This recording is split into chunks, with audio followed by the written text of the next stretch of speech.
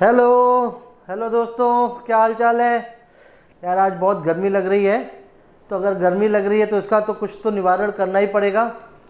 तो चलते हैं फिर। आज हम लोग देखते हैं कि operation and maintenance of building HVAC services में हम क्या क्या पढ़े थे और क्या क्या देखे थे और हम इसको कैसे अप्लाई करेंगे। तो आज हम कैलकुलेशंस पार्ट में भी आएंगे, थियोरेटिकल पार्ट में भी आएंगे और प्रैक्टिकल पार्ट में भी आएंगे, लेकिन गर्मी को ठंडा करेंगे। ठीक है, ओके। सो बहुत से दोस्तों का फिर से वही रिकमेंडेशन कि सर चिलर के थियोरेटिकल पोर्शंस में कुछ लेकर आइए। तो मैंने कहा ठीक है भाई, चिलर का पोर्शंस आप लोगों ने मेरे पुराने वीडियोस में देख लिया, सारे डिस्क्रिप्शंस देख लिए, यूनिट्स को देख लिया, पार्ट्स को देख लिया। अब हम थोड़ा सा थ्योरेटिकल की भी बात कर लेते हैं ताकि आपके कॉन्सेप्ट्स पूरी तरीके से क्लियर हो जाएं। बहुत जिन जिन लोगों का रिकमेंडेशन आया था तो उन सब के लिए बधाइयाँ, आपकी बात मैंने मान ली और इस गर्मी में ठंडा होने के लिए एक नया chapter operation and maintenance of building HVAC system के बारे में अब हम जानेंगे। ठीक है, तो दोस्तों बहुत से दिमाग में ये चलता रहता है, यार ये बंदा है कौन, क्या पढ़ा रहा है, क्या कर रहा है क्या इसके पास एक्सपीरियंस। तो थोड़ा सा अपने बारे में मैंने बताया है। मेरा नाम रुपेश श्रीवास्तव है।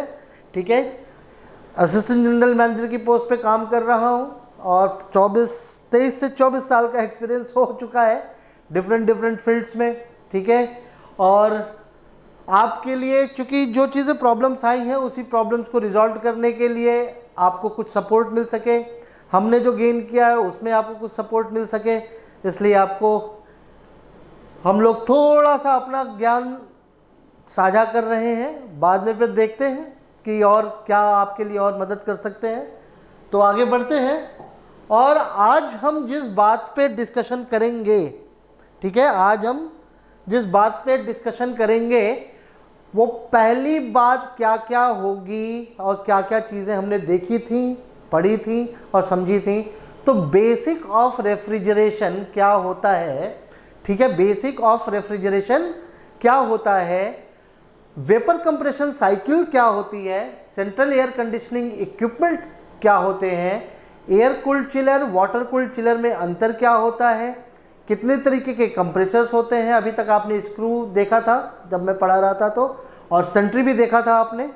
एयर हैंडलिंग यूनिट्स क्या होती हैं, कूलिंग टावर्स क्या होता है। बेस्ट पार्ट इज कि best operation and maintenance practices क्या करें। क्यों मैं ये बात बोल रहा हूँ, फिर समझा रहा हूँ। पूरे बिल्डिंग में अगर 100 यूनिट का कंजम्पशन हो रहा है तो इसमें 43 यूनिट से 45 यूनिट आपकी एचवीएसी जा रही है।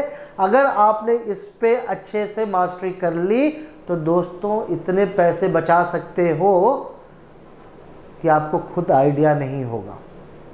ठीक है, कूलिंग टावर्स, उसके कॉज इफेक्ट्स और क्या क्या कॉमन प्रॉब्लम्स चिलर्स के अंदर में आती है। मैंने ट्राई किया है कि जितनी आ सके, बट आप लोग भी ऐड ऑन कर सकते हैं। ठीक है, आपके लिए भी एक टास्क है कि मेरे इस प्रॉब्लम शूटिंग्स को जितना हमने जाना उतना मैंने आपको बताने की कोशिश कर रहा हूँ। बट उसके बाद भी अगर आपके पास कोई और भी प्रॉब्लम्स आई है आप हमसे शेयर करिए। हो सकता है कि I will also get the knowledge and I can share you which I have left it. Okay, तो भैया बेसिक रेफ्रिजरेशन साइकिल है क्या? कौन कौन बताएगा बेसिक रेफ्रिजरेशन साइकिल है क्या? मैंने आपको क्या बताया था, रेफ्रिजरेंट को जब हम कंप्रेस्ड करते हैं तो गैस क्या होती है, वो लिक्विड में चेंज हो जाती है और फिर जब उसको हम सक्शन करते हैं तो वही लिक्विड गैस में चेंज हो जाती है। तो ये तो साइकिल थी। ठीक है, तो जब ये साइकिल हुई और आपने कभी हवा भरा होगा बचपने में पंप से, तो देखा होगा कि जब आप पंप्स को अप एंड डाउन कर रहे होते हैं, आजकल तो लोग पेट्रोल पंप पे जाते हैं कंप्रेस्ड वाली एयर को लगा के और भरवा लेते हैं, लेकिन जितने लोगों ने भी एक्सपीरियंस किया है हाथ से हवा भरने का, उसमें आपने देखा है कि जब आप एयर को खींचते हो और फिर एयर को प्रेस करते हो तो जो पिस्टन होता है वो गर्म हो जाता है। ठीक है, तो क्या होता है, तो हीट आपको क्या हुई, एक तरीके की हीट एनर्जी डेवलप हुई। अब ये heat energy naturally from higher to lower temperature level में जाएगी, ठीक है, हायर से लोअर में। और जब ये हायर एरियाज को नेचुरली कूल करेगी तो ये नेचुरली ही वार्म अप क्रिएट आउट हो जाएगा। यही है फ्लूइड टेक्नोलॉजी, ठीक है, that is called a fluid technology. अब हम ट्रांसफर ऑफ फ्लूइड और फ्लूइड टेक्नोलॉजी को नहीं बात करेंगे क्योंकि ये बहुत बड़ा एक चैप्टर है, इस पे बहुत इनिशियल्स पे पहले बात करते हैं कि जितना हमें अभी ज़रूरत है, ठीक है। तो कभी भी आप ये देखिए, आप एक एग्जांपल देता हूँ मैं आपको, एक गैस जलाइए और उस पर जो है एक लोहे की रॉड पकड़िए, लोहे की रॉड को किनारे पकड़िएगा और दूसरे सिरे को आप हीट पे रखिएगा जहाँ आग जल रही है, ठीक है, जहाँ हमारी आग जल रही है। तो देखेंगे आप क्या होगा कि जैसे ही ये हीट होगी वो हीट ट्रांसफ़र होना शुरू होगी आपके हाथ तक। तो ये क्या है भाई, तो क्या हुआ, वो मॉलिक्यूल ऐसे ही हीट हुआ, मॉलिक्यूल्स फ्री हुए, फ्री जब हुए तो वो ट्रेवल किए। तो यही है अपना या हीट गेन या हीट एनर्जी और फ्लो ऑफ हीट एनर्जी, ठीक है दोस्तों। अब यहाँ पे कंप्रेसर से क्या रिलेशन है, देखिए कंप्रेस जब हो रहा है तो एक मोमेंटम हो रही है, और जब वो मोमेंटम हो रही है तो हीट एनर्जी क्रिएट हो रही है। अब उस हीट को हमें बाहर निकालना, अगर बाहर नहीं निकाले तो क्या होगा, हीट वहीं एक्यूमुलेट हो जाएगी और सिस्टम डैमेज होने के चांसेस होंगे, ठीक है। तो आगे बात करते हैं, very nice. Basic of refrigeration, basic of refrigeration. तो आप यहाँ पर देखिए, liquid refrigerant as a sufficiently on a low pressure is brought into a contact with a heat source. The medium is to be cooled. The refrigerant absorbs heat and boils, producing a low pressure vapor, and the heat exchanger used this process is called a evaporator. अब आपके दिमाग में आ गया होगा, जब हमने chiller को देखा था तो दो पार्ट देखी थी, एक कंडेंसर देखा था और एक एवापोरेटर देखा था, ठीक है। जो कंडेंसर था वो कूलिंग टावर से अटैच था और जो एवापोरेटर था वो आपके एचयू से अटैच था। तो जब हमारा कंप्रेशन हुआ तो वहाँ पर क्या हुआ, लो प्रेशर रेफ्रिजरेंट वेपर बना। फिर जैसे ही वो कंप्रेसर में गया वो हाई प्रेशर रेफ्रिजरेंट वेपर बन गया। फिर वो जब कंडेंसर में चला गया तो उसने हीट को सक किया और कूलिंग टावर में डाल दिया। कूलिंग टावर में वो फिर से कूल हुआ, फिर ये पार्ट चलता रहा। अब जो कंप्रेसर की गैस थी वो एक्सपेंशन वाल्व या एक्सपेंशन डिवाइस के साथ में हाई प्रेशर रेफ्रिजरेंट लिक्विड, जैसे ही एक्सपेंशन वाल्व में गई वैसे ही वो लो प्रेशर रेफ्रिजरेंट लिक्विड बन गई। और जब वो लो प्रेशर रेफ्रिजरेंट लिक्विड बनी तो वो एवापोरेटर के ट्यूब्स में होती गई, उससे जो पानी टच में आया वो ठंडा हो गया और वही हमने एचयू में लेकर गए, हवा मारी, वो ठंडा हो गया। कूलर का प्रिंसिपल बड़ा सिंपल प्रिंसिपल। तो कॉम्प्लिकेटेड मत करो, चीज़ें बहुत नॉर्मल हैं। अगर हमने इसको समझ लिया तो आपको रटने की ज़रूरत नहीं है, रटने की ज़रूरत नहीं है। तो देखिए दो स्टेप्स आए, पहला स्टेप्स आया एवापोरेशन, सेकंड स्टेप्स आ गया आपका कंप्रेशन, ठीक है। तो suction and compression, suction and compression, और सेम रेफ्रिजरेंट का साइकिल, गैस बिकम लिक्विड जब हम कंप्रेस कर रहे हैं गैस को, और जब हम सक्शन कर रहे हैं तो वही गैस पहले जो लिक्विड बनी वो लिक्विड से फिर से गैस में कन्वर्ट हो गई, और ये इनक्लोज्ड साइकिल हरदम चलती रही, और यही रेफ्रिजरेंट साइकिल कहलाता है।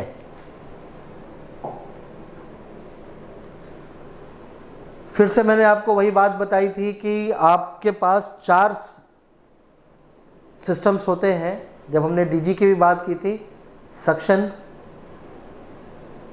कंप्रेशन, इंजेक्शन एंड एग्जॉस्ट, ठीक। Suction, compression, injection and exhaust. So the same form, जहां पर हाई प्रेशर रेफ्रिजरेंट गैस जो हीट एनर्जी को एब्जॉर्ब कर चुका था वो एवापोरेटर में वर्क एनर्जी को ट्रांसफर किया किसके थ्रू? कंप्रेसर के थ्रू। ठीक है, किसके थ्रू? कंप्रेसर के थ्रू।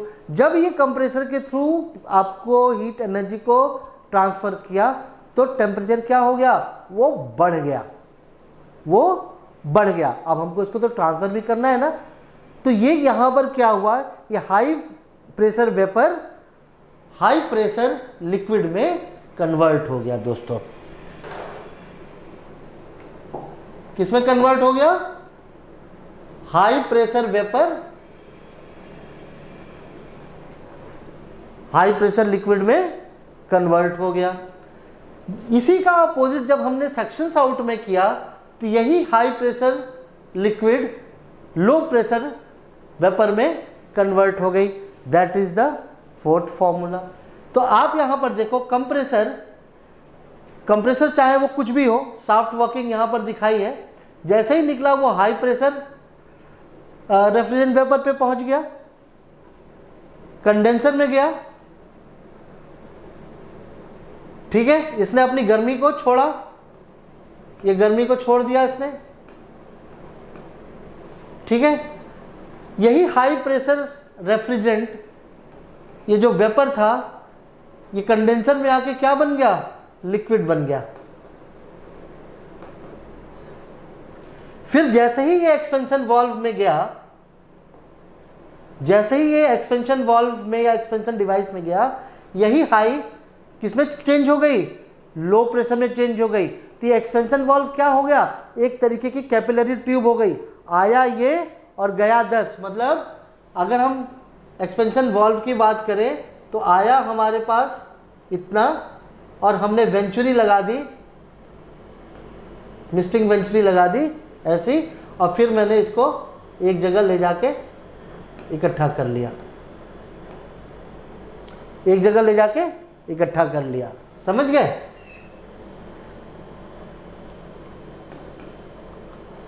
तो जैसे ही ये लो प्रेशर लिक्विड बना, फिर से कंप्रेसर में जाएगा, फिर ये एवापोरेटर में गया तो ये ठंडा पानी चला गया, और ठंडा पानी जाके फिर से कंप्रेसर में आया तो लो प्रेशर रेफ्रिजरेंट यही वेपर बन गया। तो यहां पर देखिए, ये गैस, ये लिक्विड, और फिर ये लिक्विड यहां पर गैस बन गई, और यही गैस, लिक्विड और फिर गैस, यही साइकिल हमारी चलती रही और यही हमारी रेफ्रिजरेशन साइकिल हो गई। ठीक है दोस्तों, आगे बढ़े। Very nice. तो अभी आपने क्या क्या देखा? वेपर कंप्रेशन साइकिल में, in compression process refrigerant vapour is compressed by a compressor. तो ये गैस किसके साथ कंप्रेस हो रही थी? किसने किया कंप्रेसर में? कंप्रेसर ने अपना काम किया। ठीक है, कंप्रेसर ने उस गैस को कंप्रेस किया। In condensation process heat is removed from the vapour allowing in the condenser. तो जब ये कंप्रेस्ड हो गई तो हीट जो हुआ वो कंडेंसर ने निकाल दिया। Expansion process liquid refrigerant passes through expansion valve which has a very small orifice to the evaporator। तो जैसे ही हमारा ये कंप्रेस गैस लिक्विड में कन्वर्ट हुआ, वो कहाँ गया? एवापोरेटर में गया, और एवापोरेटर में जब निकला तो उसका माइन्यूट पार्ट निकाल के हमने जब कंप्रेसर के इनपुट पर लिया तो इट बिकम्स अ गैस। ठीक है, तो when the liquid reaches the evaporator after expansion, it comes into the low pressure side of the cycle and starts to boil, evaporate and changes its phase। तो हमने आपको समझाया था, states ही change हो सकती है, ना कि डिस्ट्रॉय हो सकती है। तो गैस की स्टेट किस में चेंज हुई? लिक्विड में। और लिक्विड की स्टेट किस में चेंज हुई? गैस में। ठीक है, गैस में। चलिए, बहुत बढ़िया, आगे बढ़ते हैं। तो अब आते हैं हम चिलर की तरफ। चिलर कितने तरीके के होते हैं? तो चिलर क्या है? चिलर एक मैकेनिकल इक्विपमेंट डिवाइस है जो कि सेंट्रल एयर कंडीशनिंग सिस्टम को में काम आता है। जो कि ठंडा पानी देता है, या ब्राइन का क्या मतलब है कि ब्राइन, जैसे आपने ग्लिसरॉल देखा होगा, ग्लिसरॉल क्या होता है, ग्लिसरॉल भी बहुत, जहाँ बहुत अधिक टेम्परेचर्स लेते हैं वहाँ पर हम ग्लिसरॉल का यूज़ करते हैं। ठीक है, तो गर्म एयर को ठंडे एयर से कूल किया इसी कंप्रेशंस के साइकिल में, और उस सिस्टम को हमने कहा HVAC, heating ventilation air conditioning system, heating ventilation air conditioning system. ठीक है दोस्तों, थोड़ा सा आप ध्यान लगा लीजिए, क्योंकि आपको मैं बता रहा हूँ जो आप ये पढ़ने जा रहे हो इसके लिए आप 15,000 20,000 रुपया खर्च करोगे। ठीक है, थोड़ा सा कंसंट्रेट करोगे, थोड़ा सा बोरिंग तुम लोगों को लगेगा, बिकॉज इसमें कोई जोक नहीं है, इसमें कोई गाना नहीं है। ठीक है, इसलिए थोड़ा सा बोर लगेगा, लेकिन आपको कैरियर को संवार देगा, इट्स माई गारंटी। ठीक है, तो type of condenser cooling system कितने तरीके के हो गए दोस्तों? एक हो गया एयर, एक हो गया वाटर। ठीक है, एक हो गया एयर, दूसरा हो गया वाटर। अच्छा, वाह भाई, अगर एयर एंड वाटर हो गया, ठीक है, अगर एयर एंड वाटर सिस्टम हो गया तो इससे तो पता चल गया, तो फिर कंप्रेसर कितने तरीके का हुआ? तो मैंने आपको पहले भी बताया था पिछले वाले हमारे वीडियो में, there are 4 types of compressor. One is reciprocating, second is scroll chillers, third is screw chillers, and fourth is centrifugal chiller. ठीक है, अब मोटर और सील के अरेंजमेंट में 2 तरीके का डाइवर्सन हो जाता है दोस्तों। मोटर और सील के बेसिस की मैं बात बता रहा हूं, आपको ये क्लियर होगा। तो एक होता है ओपन टाइप और दूसरा होता है सेमी हर्मेटिक टाइप, जो कि आज की डेट में बेटा, आज की डेट में यूज़ बहुत कम हो रहे हैं। छोटे कंप्रेसर्स हम, अब तो रोटरी आने लगा है, वरना हम सेमी हर्मेटिक और हर्मेटिक को ही यूज़ करते थे।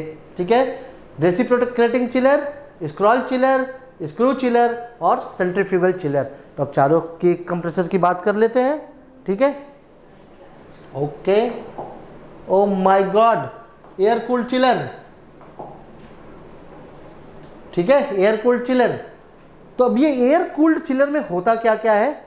सेम प्रिंसिपल होता है बेटा, बस यहाँ पर कूलिंग टावर नहीं होता है। जो हीट डेसिपेट हो रही है उसके लिए हमने यहाँ पर पंखा लगा रखा है।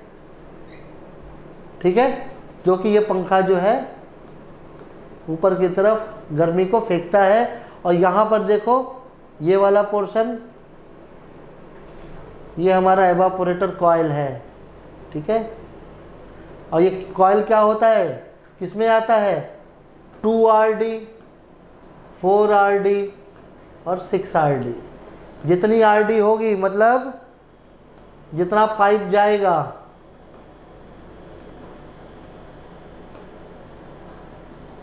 फिर इसमें उतना, जो उतनी एयर इसमें टच करेगी,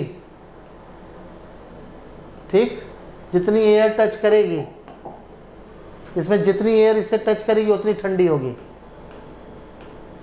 उतनी ठंडी होगी। ठीक है, तो एयर कूल्ड चिलर में कंप्रेसर, ये देखिए आपका ये एवापोरेटर है।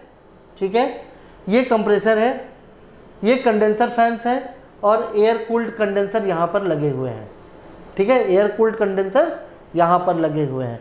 तो ये एवापोरेटर, कंडेंसर, कंप्रेसर। ठीक है, और ये पूरा जो आपने देखा ये है हमारा एयर कूल्ड टेम्परेचर चिलर। ठीक है, तो कोफिशिएंट ऑफ परफॉर्मेंस की हम बाद में बात करेंगे, कोफिशिएंट ऑफ परफॉर्मेंस हम बाद में देखेंगे, पहले हम इसको देखते हैं। ये है हमारा वाटर कूल्ड चिलर। ठीक है, ये है हमारा वाटर कूल्ड चिलर। ये देखिए इसमें सेंट्रीफ्यूगल कंप्रेसर है भैया, एक ही कंप्रेसर दिख रहा है ना आपको, तो आगे अभी सेंट्रीफ्यूगल और उसकी भी बात करेंगे हम। तो हमने जो आपको ट्रेनिंग दी थी, अब आप वहाँ पर ध्यान लगाइए। आपने क्या देखा था, उसमें क्या था? कंडेंसर। उसमें क्या था? कंडेंसर। और ये क्या था? एवापोरेटर। और ये क्या हो गया? कंप्रेसर। तो एयर कूल्ड और वाटर कूल्ड में तीनों चीज़ें थी। ठीक है, अब इसकी जो कंडेंसर की जो गर्मी है, हमने इस पंखे को ले जाके, इस आउट और इन को ले जाके एक कूलिंग टावर में डाल दिया। कूलिंग टावर में डाल दिया, ठीक है। और यहाँ पर हमने एक लगा दिया पंखा जो लगा रहे, और यहाँ का जो पानी आ रहा था वो ऑलरेडी बेसिन में पानी था, गर्म पानी यहाँ आया, इसके साथ मिला और फिर जो है कंडेंसर के इनपुट में चला गया, फिर हीट लिया और फिर जो है एवापोरेट किया, और यही प्रोसेस इसकी हीट को डिसिपेट करने में लगी रही।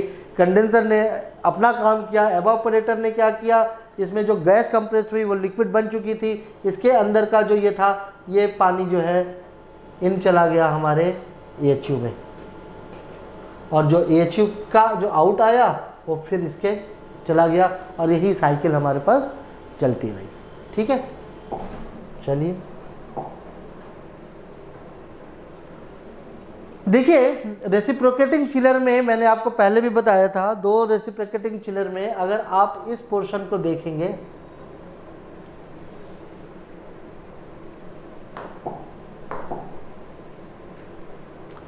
इस पोर्शन को देखिए, जब ये सक्शन होगा, ये ऑटोमेशन पे था बट क्योंकि ये चल नहीं रही है तो मैं आपको बता देता हूँ।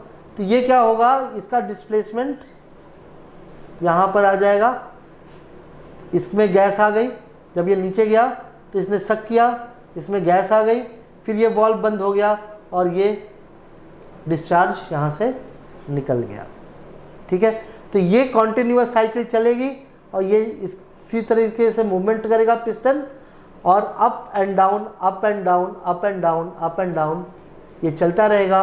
Suction compression, suction compression, suction और कंप्रेशन, ठीक है। सक्शन और कंप्रेशन कॉन्टिन्यूअसली चलता रहेगा। सेम प्रोसेस, गैस को कंप्रेस, गैस से लिक्विड, सक्शन करेगा, लिक्विड से गैस। तो थर्ड टाइप का हो गया रेसिप्रोकेटिंग कंप्रेसर, ठीक है। सेकंड हो गया हमारा स्क्रॉल कंप्रेसर। दोस्तों, इस स्क्रॉल कंप्रेसर में क्या होता है, आप स्क्रॉल कंप्रेसर को देखेंगे तो आप दो डिस्क ले लीजिए, ठीक है। दो डिस्क लीजिए, एक डिस्क स्टेशनरी होगी और दूसरी डिस्क मोमेंटम में होगी, ठीक है, मोमेंटम में होगी। तो एक जो है स्टेशनरी हो गई और जो मूवमेंट करनी है उसको कैम शाफ्ट लगाकर, बेरिंग लगाकर हमने उसको मूवमेंट कराया, और इसी के अंदर में हमने गैस को फ्लो करा दिया। आप देखो, इसी के अंदर में गैस फ्लो हो गई और फिर बाहर निकल गई। देखो गैस इनटेक हो रहा है ना, यहाँ गैस का इनटेक हुआ और उसको कंप्रेस किया गया स्क्रॉल के थ्रू, ठीक, और ये इनटेक होता गया, ये इनटेक होता गया, ये इनटेक होता गया, और फिर ये आउट निकाल दिया, ठीक है। तो हमने बचपने में एक वो खेला था गेम जिसमें एक छल्ला होता था और उसके नीचे नीचे ऐसे होते थे और उसको हाथ से हिला हिला के लास्ट तक पहुंचाना होता था बाहर, ठीक है। तो सेम स्क्रॉल कंप्रेसर का भी काम यही होता है। इंटरव्यू में बहुत क्वेश्चन पूछे जाते हैं कि कितने तरीके के कंप्रेसर्स होते हैं, ठीक है। तो अभी आपने देखा रोटरी, अभी आपने देखा स्क्रॉल, अब आगे बढ़ते हैं, आगे देखते हैं स्क्रू कंप्रेसर, ठीक है। स्क्रू कंप्रेसर, तो स्क्रू कंप्रेसर में क्या है दोस्तों, देखो यहाँ पर स्क्रू टाइप के दो चीजें चल रही हैं, एक मेल एक फीमेल, और ये मोमेंटम भी हो रहा है और ये मोमेंटम भी हो रहा है। इसमें जो है ये पोर्शन देखिए, छोटा सा पोर्शन आप देखेंगे यहाँ खाली, इसी के अंदर से गैस आई और इसने फिर से ऐसे घुमाया, तो जैसे बेयरिंग काम करती है, ठीक है, उसी तरीके से दो बेयरिंग के नॉब्स जो है एक दूसरे में सटे होते हैं, और यही इसी को कहते हैं हम स्क्रू कंप्रेसर, ठीक है। अब इस स्क्रू का जो रेंज आता है दोस्तों, वो 150 किलोवाट से लेके 1500 किलोवाट तक का स्क्रू बनता है। उसके ऊपर जो है सारे सेंट्रीफ्यूगल कंप्रेसर्स यूटिलाइज होते हैं। तो 1500 is the highest capacity and 150 is the lower capacity for the screw. और स्क्रू का कोफिशिएंट ऑफ परफॉर्मेंस थोड़ा सा हाई होता है, IKW थोड़ा सा हाई होता है इन कंपैरिजन ऑफ सेंट्रीफ्यूगल हमने आपको समझाया था कि कभी भी अगर आपको सिलेक्शन करनी है, छोटी बिल्डिंग है तो आप स्क्रू पे जाइए, बड़ी बिल्डिंग है तो सेंट्रीफ्यूगल पे जाइए। रीज़न क्या है, अगर आप 150 टन का कोई कंप्रेसर लेते हैं या चिलर लेते हैं तो इसमें क्या होगा, सॉरी थोड़ा हाई हो जाता है, 150 टन अगर आप लेते हो तो इसमें आपको 3 चिलर मिल जाते हैं, 3 कंप्रेसर मिल जाते हैं, 1, 2 और 3, यानी 50 टन, 50 टन और 50 टन। लेकिन सेंट्री की अगर हम बात करेंगे तो सीधा सीधा 150 टन का सेंट्रीफ्यूगल मिलेगा। अब दोनों में अंतर क्या है भाई, तो किसी के फायदे भी होते हैं, किसी के नुकसान भी होते हैं, किसी के फायदे हैं तो किसी के नुकसान भी हैं। फायदा क्या है, स्क्रू में IKW थोड़ा सा हाई होती है, वो होती है 0.70 से 0.75 पर टन, और सेंट्री में क्या होता है 0.60 से 0.65 पर टन। अगर इन फ्यूचर कभी आपके स्क्रू में प्रॉब्लम आ गई तो आपका पूरा सिस्टम डंप, खराब, आप चला ही नहीं सकते। लेकिन अगर स्क्रू में आप करते हो तो हो सकता है एक कंप्रेसर में प्रॉब्लम हो तब भी आपके पास ये बच गया, 2 में हो तो एटलीस्ट कम से कम अपने पास एक कंप्रेसर बचा हुआ है। अब अगर हमारे पास यहाँ पे 150 टन में अगर कोई पार्शियल लोड चलाना हो, यानी 40 टन या 50 टन चलाना हो, तो स्क्रू का मिनिमम में 30-40% डालना ही पड़ेगा। तो जहाँ 40 की ज़रूरत थी हमको उसको 50 तो चलाना ही चलाना है। यहाँ पे क्या करना है, अगर हम सिर्फ एक ही कंप्रेसर को चला सकते हैं, हम यहाँ 2 ही कंप्रेसर को चला सकते हैं एज पर रिक्वायरमेंट, ठीक है, तो ये इसमें फ़ायदा है। तो अब आपको समझ में आ गया होगा कि स्क्रू और सेंट्रीफ्यूगल में आपको सिलेक्शन कैसे करना है, ठीक है, ओके। सेंट्रीफ्यूगल कंप्रेसर्स की मैंने आपको बता ही दिया, सेंट्रीफ्यूगल आपने देख ही लिया था। सिंगल कंप्रेसर,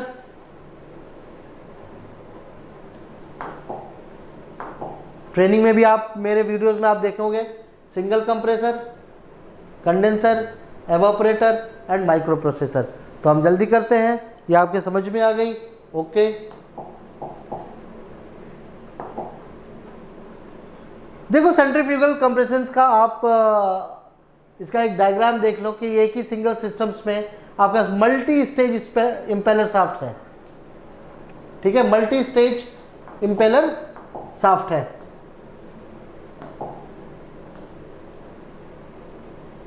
अब इस मल्टी स्टेज इम्पेलर शाफ्ट में आपने क्या देखा कि जितना कंप्रेशन है वो थोड़ा सा जल्दी होगा। तो सेंट्रल फ्यूगल कंप्रेसर्स में जो मल्टी स्टेज अपना शाफ्ट है, ठीक है, मल्टी स्टेज स्पेलर शाफ्ट है, उसमें देखो 1, 2, 3, 4 और 5, जैसे पंपिंग सिस्टम्स में होता था ना। अगर आप पंप्स देखोगे तो इसके अंदर में ब्रैकेट्स है, इसमें चला जाता था पानी बकेट्स में, फिर वही बकेट्स का पानी आगे जाता था, फिर वही लिया, फिर उसी बकेट्स को आगे की तरफ में ट्रांसफ़र कर दिया। तो कॉन्टिन्यूस प्रोसेसेस है। तो यहाँ पर देखो सक्शन हो गया और यहाँ से चलता रहा चलता रहा चलता रहा और ये डिस्चार्ज हो गया। तो यही सेम प्रिंसिपल दोस्तों जो टर्बो इंजन्स होते हैं, ठीक है, जो एरोप्लेन्स में टर्बो इंजन्स होते हैं, उसमें भी सेम प्रिंसिपल्स पे ही हम यूटिलाइज करते हैं। सेक्शंस को खींचते हैं, वहाँ से कंप्रेस्ड आउट करते हैं और आगे की तरफ भेज देते हैं। तो टरबाइन में, सेंट्रीफ्यूगल कंप्रेसर्स में ये हमारा सबसे बेहतरीन चीज़ ये है कि हमें काम कम करना पड़ता है और हमें एफिशिएंसी अधिक मिलती है, ठीक है। डाइकिन ने अभी एक नया कंप्रेसर और लॉन्च किया है, that is a variable guided when technology, कि जितनी उसको ज़रूरत होगी उतना ही गाइड वेन खुलेगा, वरना और सारा गैस जो है बाईपास हो जाएगा।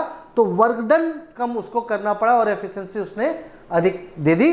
उस पर भी हम एक इंडिविजुअल बात करेंगे आगे, ठीक है। ओके, पुराने समय में हम ओपन टाइप कंप्रेसर्स को यूज़ करते थे, इसको हर्मेटिक्स करते थे। जैसे डीजी के इंजन चलते थे वैसे इसमें भी कंप्रेशंस था। देखो आप यहाँ पर इस जगह देखोगे अप एंड डाउन, ये कैम के ही बेस पे था, यही कंप्रेशंस यहाँ पर होता था हेड पे, ठीक है। एक अप होता था और एक ये डाउन होता था, ठीक है। यही पिस्टन की तरह ये वर्कआउट करता था। इसमें भी oil pressure release valve, oil pressure gauge connection. तो ये पहले के सिस्टम्स पे अभी भी बहुत सी जगहों पे ऐसे सिस्टम्स लगाए गए हैं अभी भी। और इसको मोटर से हम इसको ऑपरेट करते थे, पुली लगाकर, ठीक है। ये पुली लगाकर हम इसको ऑपरेट करते थे और ये पंप्स की तरह ही काम करता था, ठीक है। आज हमारा मेजर फोकस थोड़ा सा टेक्निकल और कैलकुलेशंस पर भी रहेगा, लेकिन ये जानना भी आपको ज़रूरत है, इसलिए थोड़ा सा हम तेजी की तरफ हम भाग रहे हैं। AHUs की बात कर लें तो AHUs में क्या है, that is air handling unit. आपको मालूम है जो एवापोरेटर से ठंडी पानी निकली थी वो इसी कॉइल के इनपुट पे गई। देखिए इसी कॉइल के इनपुट पे गई। तो अगर हम एक ये बना दें,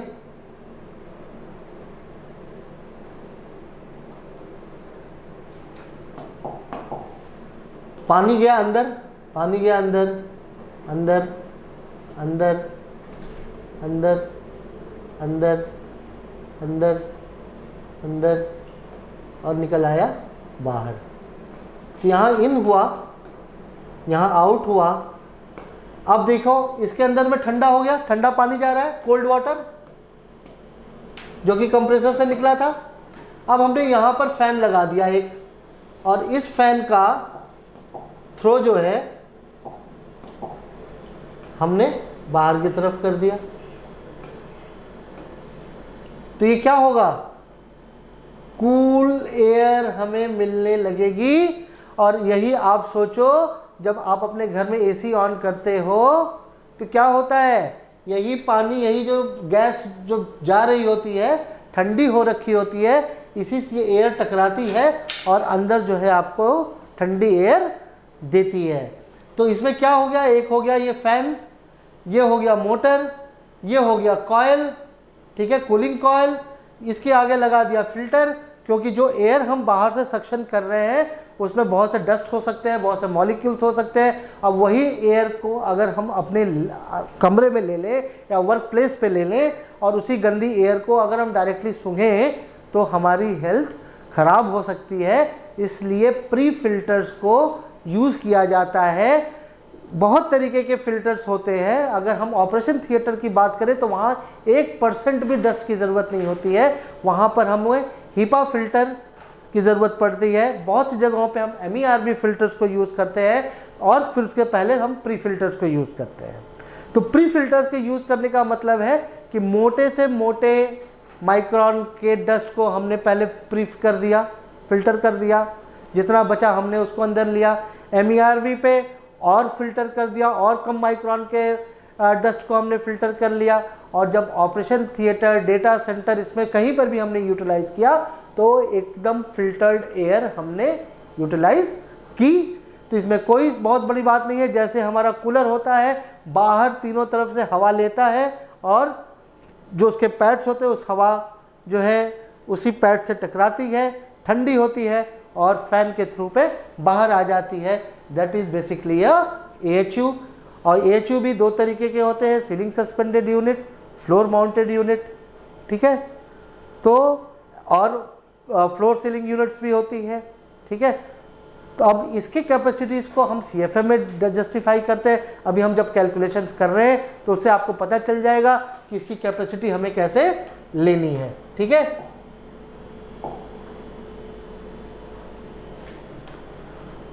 कूलिंग टावर की बात करेंगे। देखिए कूलिंग टावर थोड़ा सा लंबा टॉपिक है, तो इस कूलिंग टावर के ऊपर पे मैं एक स्पेशल पूरा डिस्क्रिप्टिव वीडियो बनाऊंगा।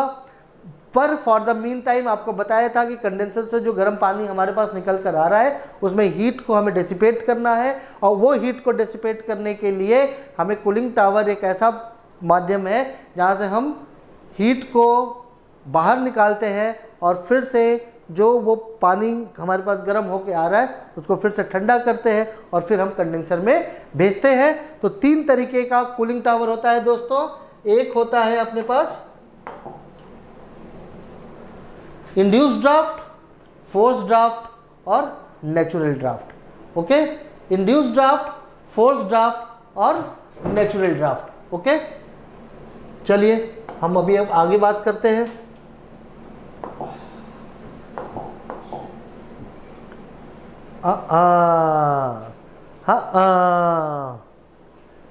अब आ गए हम best operation and maintenance practices पे।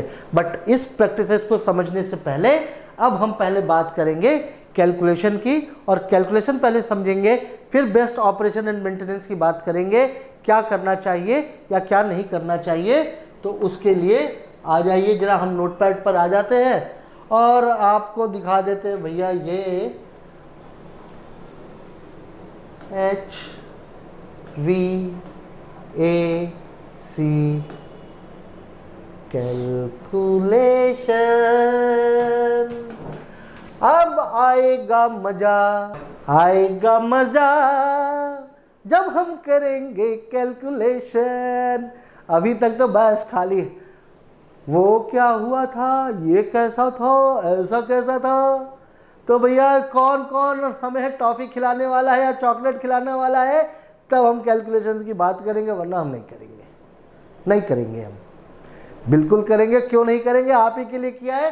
तो HVAC कैलकुलेशंस में हम आते हैं और HVAC कैलकुलेशंस को देखते हैं। बहुत लंबा कैलकुलेशन होता है दोस्तों, टिप्स बताऊंगा, टिप्स, ठीक है, टिप्स बताऊंगा। और इसका अगर किसी को पूरी कैलकुलेशन, साइकोमेट्रिक, डेल्टा टी कैसे निकालते हैं, कैसे डिज़ाइन करते हैं, क्या क्या फंडामेंटल्स लेते हैं, तो दोस्तों 1 घंटे के वीडियो में कुछ नहीं होगा।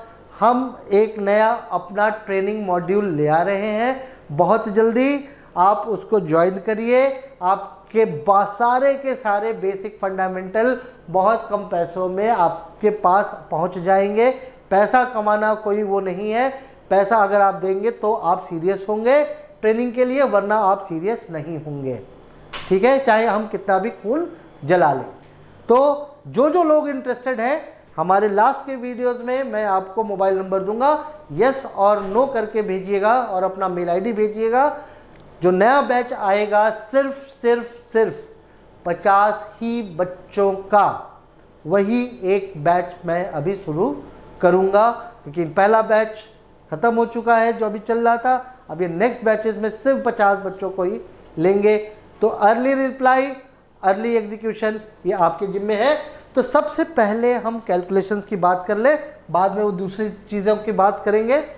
देखो, chiller, screw, compressor, centrifugal, hermetic सब हो गया, AHU ये अलग हो गया।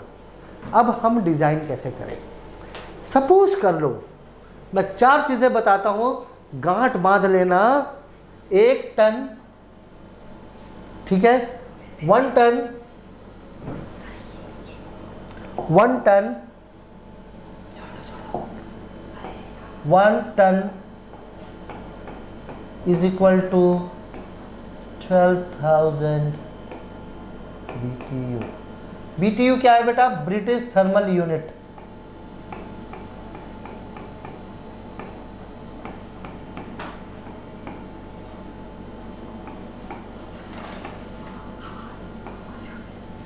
ओके,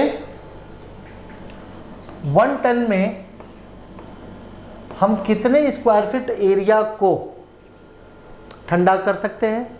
तो बेटा ये हीट लोड के ऊपर डिपेंड करता है। हीट लोड भी हम आपको समझा देते हैं, बट आपको एक थंब रूल बता देते हैं।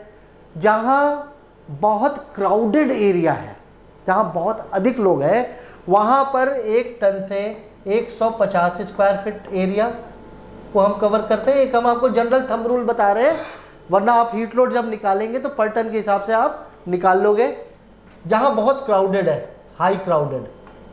जहाँ मीडियम क्राउडेड है वहाँ पर हम 1 टन में 200 स्क्वायर फीट को कवर अप कर सकते हैं, और जहाँ बहुत कम है वहाँ पर 1 टन में हम 250 स्क्वायर फीट एरिया को कवर अप कर सकते हैं।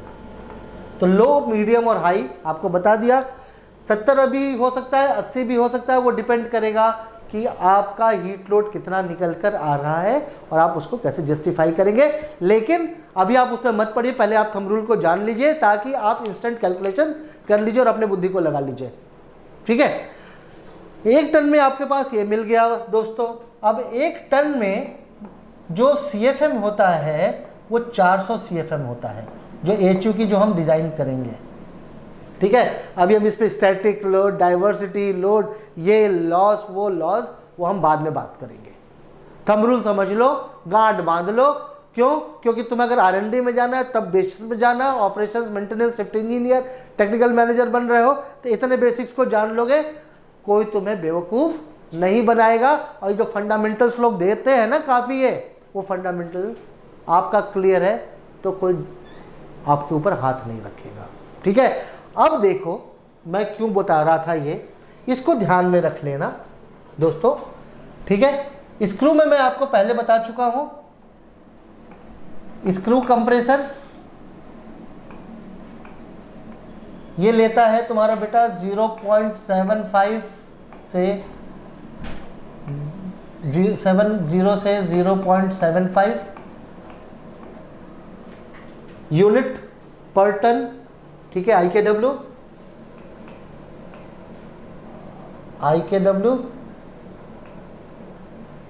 और सेंट्रीफ्यूगल लेता है दोस्तों 0.60 से 0.65 यूनिट पर टन। ठीक है, अब देखो मजा कैसे डिवाइड करोगे। तुम्हारे पास सपोज कर लो कि एक बिल्डिंग है 10,000 स्क्वायर फीट की पर प्लेट एरिया, 10,000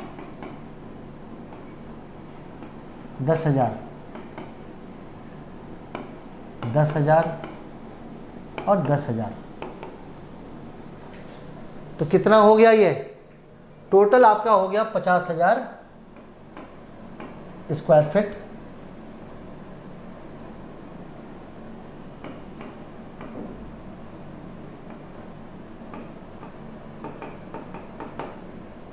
ठीक है, अब 50,000 स्क्वायर फीट एरिया में दोस्तों अगर हमें कैलकुलेट करना है, ठीक है, तो अब पहले हम टनेज कैसे निकालें। हम कह रहे हैं मीडियम बिल्डिंग है, मीडियम ऑक्यूपेंसी की बिल्डिंग होनी है, तो 50,000 डिवाइडेड बाई 200। पहले टनेज निकालने के लिए क्या किया हमने, 50,000 बाई 200, 0 से 0 कट गया, 0 से 0 कट गया, और ये हो गया 2 दूनी 4, 2 25 10, यानी 250 टन। यानी 250 टन इस पूरी बिल्डिंग को अगर कूल करना है तो लगेगा। ठीक, अच्छा, तो भैया अगर ये बिल्डिंग को कूल करना है और ये लगेगा तो फिर हम HU कितने कैपेसिटी का लगेगा। तो अब हमें पता चल गया 250 टन हमें रिक्वायरमेंट है, और 400 से अगर हम इसको मल्टीप्लाई कर दें तो 25 चौके 100, यानी 1,00,000 CFM का HU लगेगा। अब 1,00,000 CFM को हमें डिवाइड करना है इसमें, तो दोस्तों अब आप बुद्धि थोड़ा सा लगा लो। ठीक है, अब हमने क्या कर दिया, हमने इसको हर को 4 पार्ट में डिवाइड कर दिया बिल्डिंग को।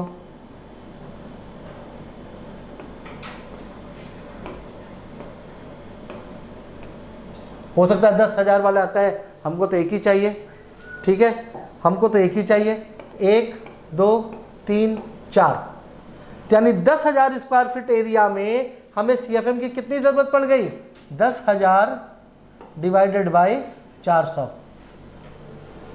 ठीक है, 10,000, अच्छा हम जरा इसको करते हैं, 10,000 डिवाइडेड बाई 400, 0 से 0 0 से 0, यानी 25 टन हमें पर फ्लोर चाहिए। यानी 25 टन यहाँ, 25 टन यहाँ, 25 टन यहाँ और 25 टन यहाँ। अब हमें एच यू डिफाइन करना है, ठीक है, अब हमें एच यू डिफाइन करना है। तो एच यू कैसे डिफाइन करें?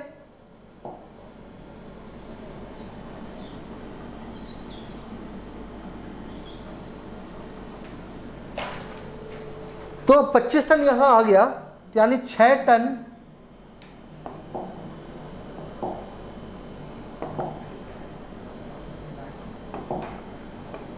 6.25 टन यहाँ, 6.25 टन यहाँ, 6.25 टन यहाँ और 6.25 टन यहाँ। 4 हमने एचयू लगा दिए और उसके बाद से यहाँ से डक्टिंग कर दी, यहाँ से डक्टिंग कर दी, ये डक्टिंग कर दी, ये डक्टिंग कर दी, ये पूरा एरिया कूल हो गया। समझ गए दोस्त? अब यहाँ पर मैं कहता हूँ कि यहाँ 10,000 स्क्वायर फीट का है, लेकिन हमें पूरा प्लेट एरिया चाहिए, तो आप कितना भी डिज़ाइन कर सकते हो। अब 2 एचयू लगाने हैं, एक इधर से और एक इधर से, तो आपको निकल गया था 25, यानी 12.5 टन यहाँ और 12.5 टन यहाँ। क्लियर? क्लियर? क्लियर? इसी को कहते हैं कि स्किप इट सिंपल। तो लोग फंडा बताने लगते हैं, ये फंडा, वो फंडा, ये फंडा, ये वाटर, ये डिस्चार्ज, ये पाइप। Simple calculation. एक और एग्जांपल लेके चलते हैं।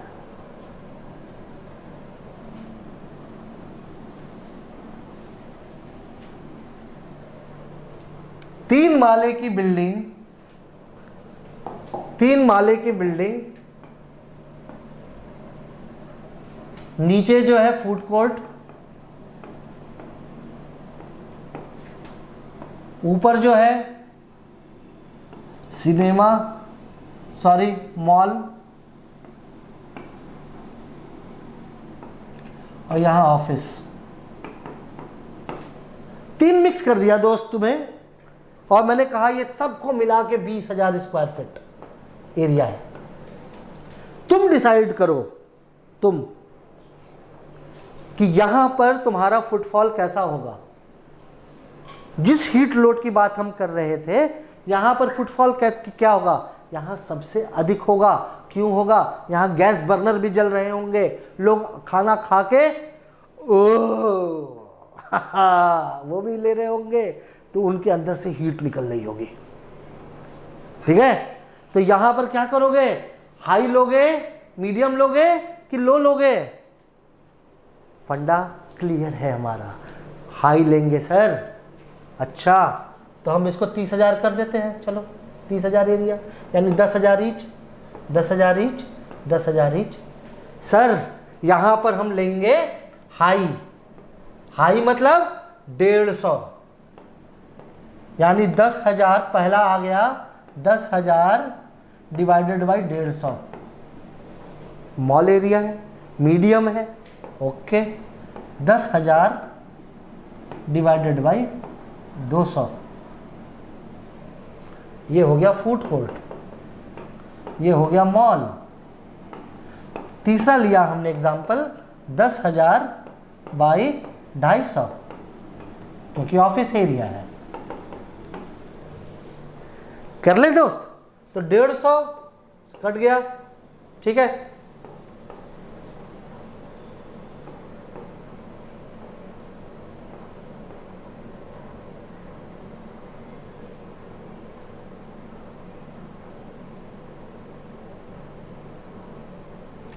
जीरो से तुम्हारा 0 कट गया, 5 से 15, 5 to 200, यानी ये हो गया तुम्हारा 60 के करीब, ऑलमोस्ट।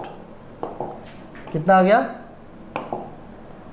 ऑलमोस्ट 60 टन तुम्हारा फूड कोर्ट का एरिया निकल गया। इसको कर देते हैं, ये आ गया तुम्हारा 50 टन। इसको कर देते हैं, ये आ गया तुम्हारा 40 टन।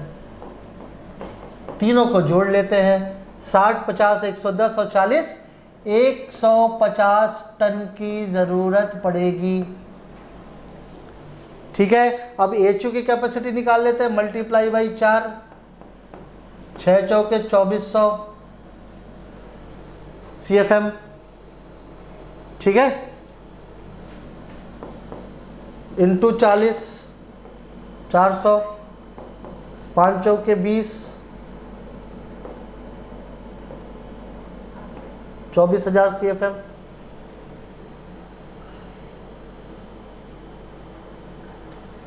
और इंटू 400 ये हो गया 16,000 CFM।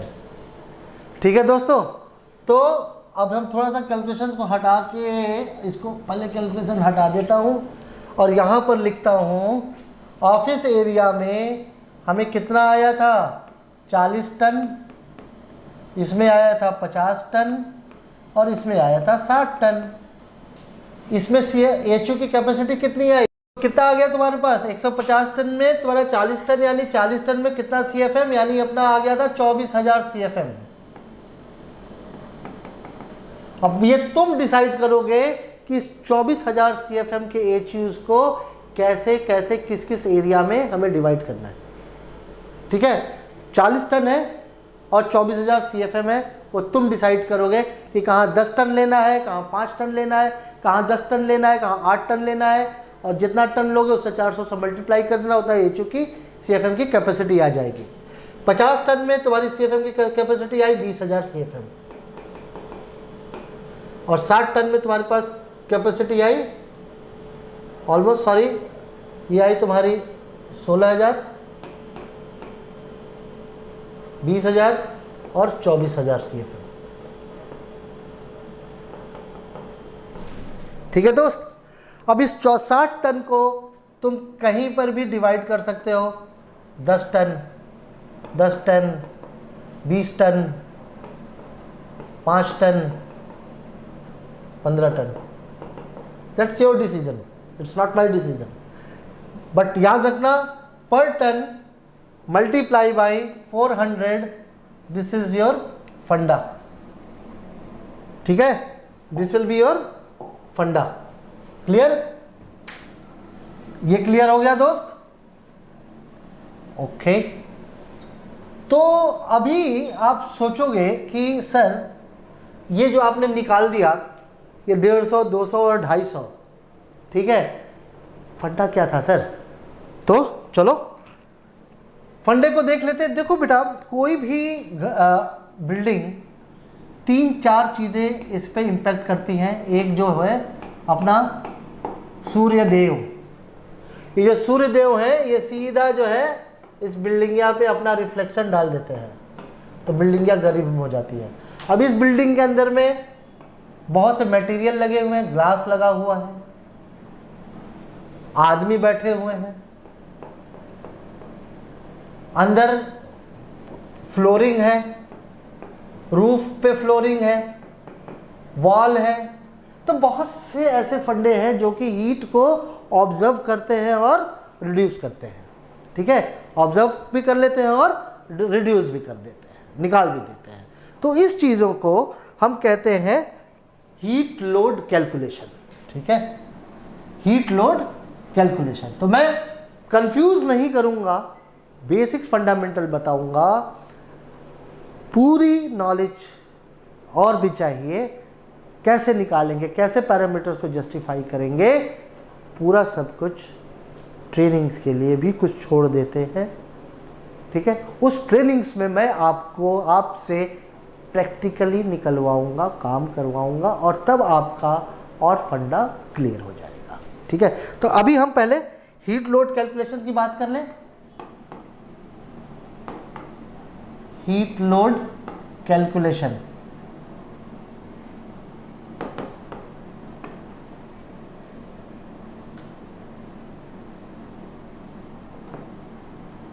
Heat load calculation. Heat load calculation देखो, पहले तो हम ग्लास की बात करेंगे, फिर हम पार्टीशन वॉल, ठीक है, फ्लोर, इसकी बात करेंगे। तो मेजर बिल्डिंग आज की डेट में देखे होंगे ग्लास वर्ड्स बिल्डिंग बन रही है। डायरेक्शन बहुत इंपॉर्टेंट है कि उस बिल्डिंग का कितना एरिया ग्लास का और किस फेज एंगल पे आ रहा है सूरज के, कि सूरज जो है इससे निकला वेस्ट में गया, पूरब से निकला पश्चिम में गया, उसका रेडिएशन 2 बजे कहाँ पर सबसे अधिक आ रहा, जितना आएगा उतनी आपको हीट की एफिशिएंसी नहीं मिलेगी। तो वो भी आपको एक बहुत बड़ा फैक्टर होता है सिविल इंजीनियर्स के लिए, बिल्डिंग को डिज़ाइन करते समय ये सारे फैक्टर्स को लेने के लिए। ठीक है, तो एक सिंपल सा फॉर्मूला है, is the Q is equal to U A delta T, U A and delta T। तो U क्या है भाई? U है बेटा, U is equal to all factor of solar gain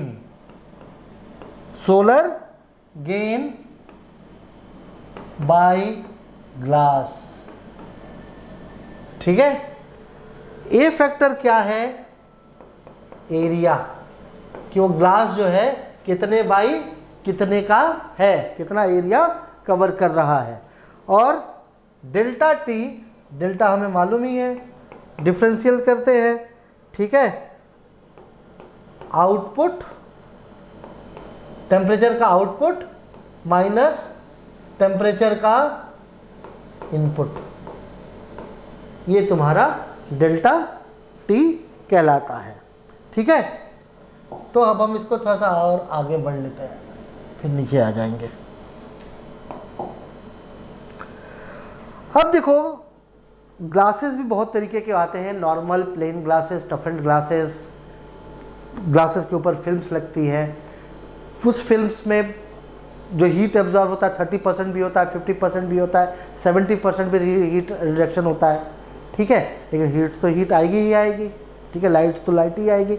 उस केसेस में हमें क्या करना होता है कि सपोज कर लो कि हमारे पास एक एरिया है, ये ग्लास नॉर्मल ग्लास है, इज़ अ नॉर्मल ग्लास, जिसको टफन ग्लास कर रहे हो, इसमें कोई पीवीवी की कवरिंग नहीं है, और इसका एरिया सपोज कर लो 3 फीट बाई 4 फीट के ग्लास है।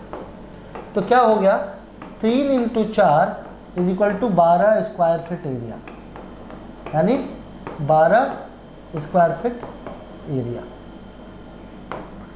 ठीक है, अब 12 स्क्वायर फीट एरिया हमारा टोटल ये आ गया। और ग्लास का जो यू फैक्टर है, ठीक है, जो यू फैक्टर है, एक सोसाइटी है ASHRAE, इसको कहते हैं American society for heating refrigeration air conditioning engineers. इसी तरीके से इंडिया में सोसाइटी करती ISHRAE, Indian society of heating and refrigeration engineer. तो जो ये यू फैक्टर है हर एक मटेरियल का, आप लिंक्स में मैं आपको दे दूंगा, वरना आप पूरा एक चार्ट निकाल देंगे कि प्लेन का क्या आएगा यू कर्व, टफेंड का क्या आएगा यू कर्व, फिल्म का क्या आएगा यू कर्व, ब्रिक का क्या आएगा यू कर्व, ठीक है, यू फैक्टर सॉरी, ठीक है, पार्टीशन वॉल का क्या आएगा यू फैक्टर, फ्लोरिंग के इस मटेरियल का क्या आएगा यू फैक्टर, उसमें पूरा डिस्क्रिप्शंस लिखा हुआ है। ठीक है, तो आपको कहीं जाने की ज़रूरत नहीं है। तो हम यहाँ पर ग्लास की बात कर रहे हैं दोस्तों, तो ग्लास का जो एसराई के रेफरिंग टेबल के हिसाब से है वो यू फैक्टर है 0.56। एरिया हमने निकाल लिया, 12 स्क्वायर फीट आ गया, 4 इंटू 3, और डेल्टा टी हमने निकाल लिया। सपोज करो बाहर का जो टेम्परेचर है वो 106 है, और अंदर का जो टेम्परेचर हमें चाहिए वो है 76 डिग्री फ़ारेनहाइट की बात कर रहा हूँ, यानी 30 फ़ारेनहाइट। ठीक है, अगर हम इसी फॉर्मूले में अगर हम इसको रख दें, फॉर्मूला क्या था, Q is equal to U A delta T, Q is equal to U A delta T. तो U क्या है 0.56 मल्टीप्लाई बाई 12 मल्टीप्लाई बाई 30। ठीक है, ये कितना निकल आएगा, 12 36 360, 360 इंटू 56 600 36 यानी 210 22। ठीक है, तो ये आ गया आपका 201.6 BTU पर आवर एक ग्लास, और 1 टन में हमने आपको क्या बताया था, 12,000 BTU। तो ये फैक्टर भी आपको एडिशन करके चलना पड़ेगा कि इतनी हीट गेन आएगी। जो हीट गेन मैंने आपको समझाया उसमें से आपको ये और एडिशनल जोड़ देना पड़ेगा ताकि आपका एक कन्वेक्शंस निकल जाए। तो जो हमने आपको एक जो लोड फैक्टर बताया हाई मीडियम लो, इस हीट लोड फैक्टर्स को लेते हुए बताया है, जिसमें वो ये कैलकुलेशंस आपके पास एड ऑन है। ठीक है, सेम फॉर्मूला हमने अभी ग्लास के लिए यूज किया। अब हम यूज करेंगे पार्टीशन वॉल के लिए, पार्टीशंस के लिए। ठीक है, क्या किसके लिए करेंगे, पार्टीशन के लिए। अब वो पार्टीशन क्या क्या हो सकता है,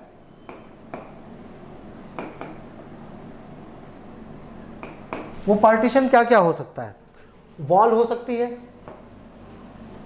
सीलिंग हो सकती है, फ्लोर हो सकता है, ठीक है, लाइट हो सकती है। तो सब में यही फॉर्मूला यूज होगा। ठीक है, अब वहां पर आपने हेलोजन लगा दिया, लाइट लगा दी, बल्ब लगा दिया, ठीक है, आदमियों को बैठा दिया एक जगह पे, जहां 10 आदमी वहां पर 20 आदमी को लगा दिया। हर आदमी जो है 500 BTU छोड़ रहा है, सपोज कर लो हीट उसकी एनर्जी है, तो वो भी फैक्टर ऐड ऑन करना पड़ेगा। ठीक है, तो अभी जब हमने कोई ऑफिस देखा था दोस्त, तो उस ऑफिस में इस प्लेट एरिया में ये था उसका, सपोज कर लो मीटिंग हॉल, ये था उसका कैफेटेरिया, ये था उसका ऑफिस स्पेस। अब यहां पर इसका रूफ था, ये ग्लास ऊपर जो है ये रूफ है आ रही है, ये जो है तुम्हारी, ये जो है कैफेटेरिया की ये ब्रिक वॉल आ रही है। ठीक है, ये तुम्हारा जो है ये इस जगह यहाँ से एयर वेंटिलेट हो रही है, आउट हो रही है एग्जॉस्ट। ठीक है, ये हमारी जो फ्लोरिंग आ रही है ये टाइल्स है। तो ये सारे फैक्टर्स यूज होते हैं।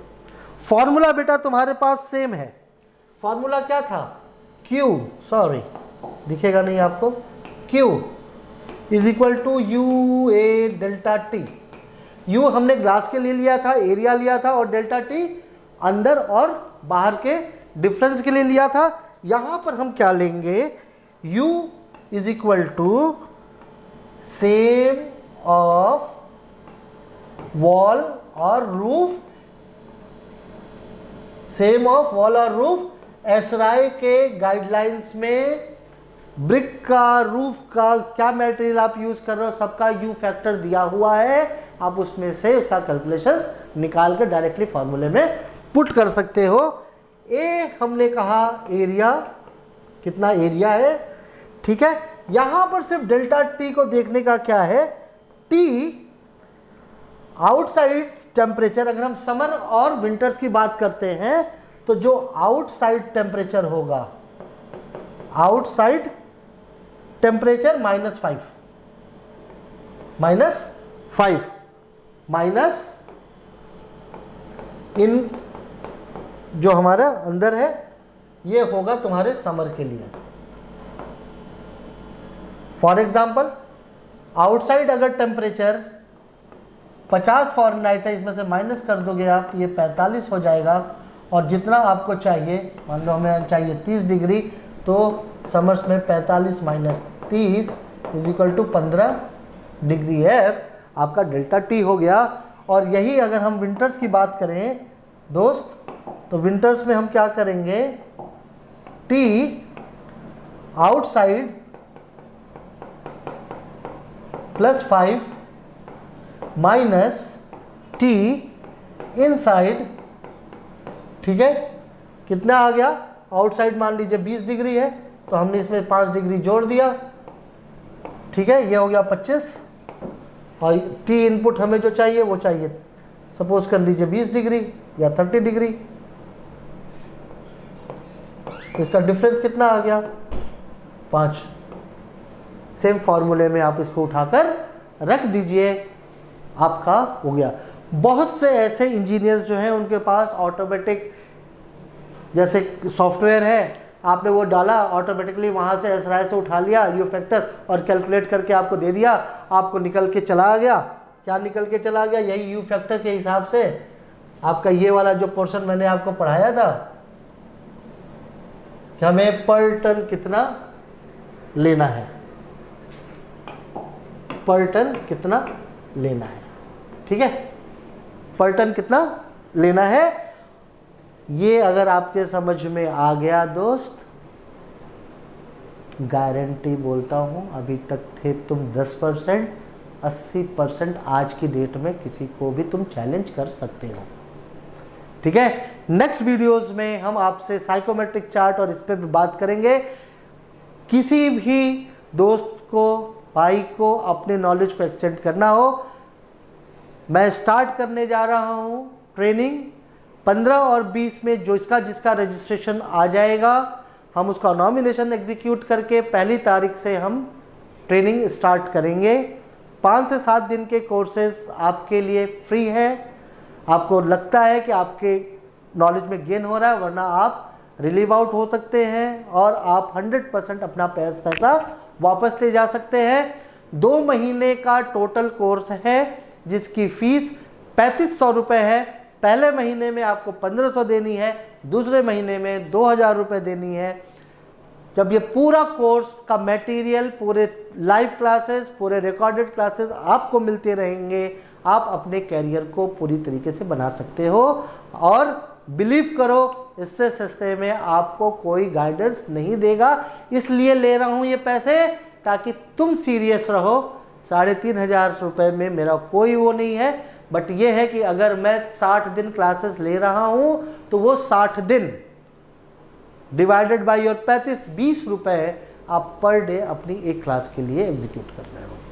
लेकिन गारंटी करता हूँ दोस्तों, इस 3500 से तुमको मैं 15 से 20 हज़ार, तुम्हें बहुत बड़ा ख्वाब नहीं दिखा रहा हूँ, जिसने नहीं भी किया है 15 से 20 हज़ार की इमीडिएट जॉब जाके ज्वाइन कर लेना कहीं पर भी, मैं करवा दूँ। दैट वाज अ डिफरेंट, तुम खुद कर लो, इट वाज योर लक, ठीक है। साथ रहेंगे, साथ बात करते हैं। नेक्स्ट वीडियो में फिर से मिलते हैं उसी जोश के साथ, उसी जुनून के साथ और उसी नए उत्साह के साथ। तब तक के लिए गुड बाय, थैंक यू।